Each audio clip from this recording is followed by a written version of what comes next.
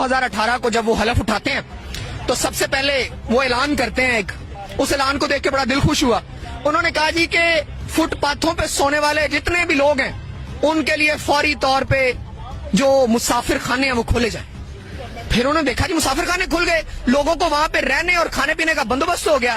फिर उसने कहा जी यहाँ पे बड़े लोग होते हैं, कोई रेडी पे बेचारा अमरूद बेच रहा है, कोई मरुंडा बेच रहा है, कोई गंडेरियां, इस तरह की छोटी छोटी चीजें बेच रहा है जिसकी 500-700 आमदन है। उसके लिए उसने कहा जी लंगर खाने खोले जाएं ताकि इनको 2 वक्त का खाना मुफ्त मिल सके। हम आगे बढ़ते हैं, आगे कोविड आ जाता है। कोविड ने पूरी दुनिया को हिला के रख दिया।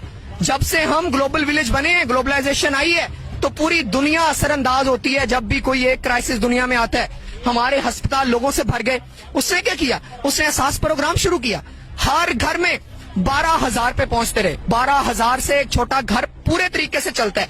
उसने कहा कि मेरे लोग भूख से मर जाएंगे, इनको 12,000 पे दो। फिर उसके बाद हम आगे बढ़ते हैं। उसने देखा कि इस अवाम की तो अखलाकियात ही बड़ी गिरी हुई हैं, इस अवाम को तो एजुकेशन ही उस लेवल की नहीं दी गई। उसने सिंगल नेशनल करिकुलम, आपके यहाँ अमीर और गरीब का फर्क मिटाने के लिए, इन लोगों को एक पेज पे लाने के लिए उसने सिंगल नेशनल करिकुलम की बुनियाद रखी। सिंगल नेशनल करिकुलम से वो आगे बढ़ता है।